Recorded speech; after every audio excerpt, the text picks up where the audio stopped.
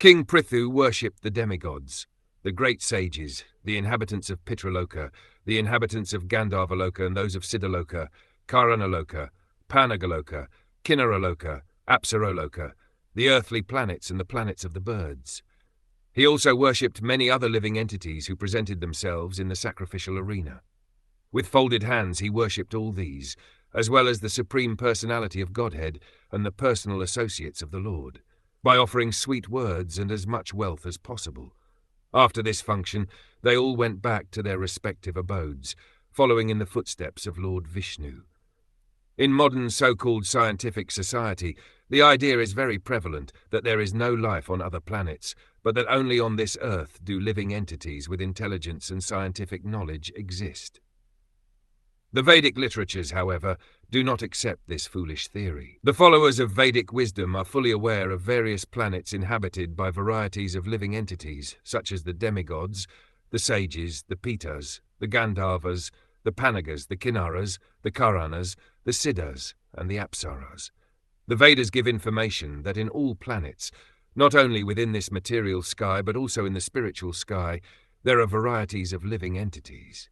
Although all these living entities are of one spiritual nature, in quality the same as the Supreme Personality of Godhead, they have varieties of bodies due to the embodiment of the spirit soul by the 8 material elements, namely earth, water, fire, sky, mind, intelligence, and false ego. In the spiritual world, however, there is no such distinction between the body and the embodied.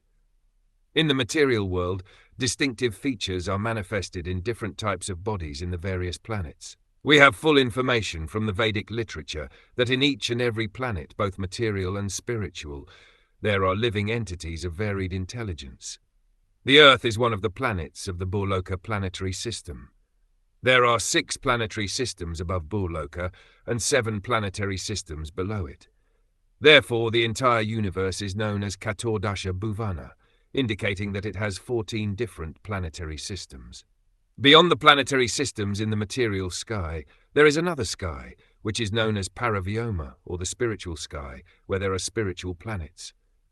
The inhabitants of those planets engage in varieties of loving service unto the Supreme Personality of Godhead, which include different rasas or relationships, known as Dasya Rasa, Sakya Ratsalya Rasa, Madhurya Rasa, and, above all, Parakya Rasa. This Parakya Rasa, or paramour love, is prevalent in Krishnaloka, where Lord Krishna lives.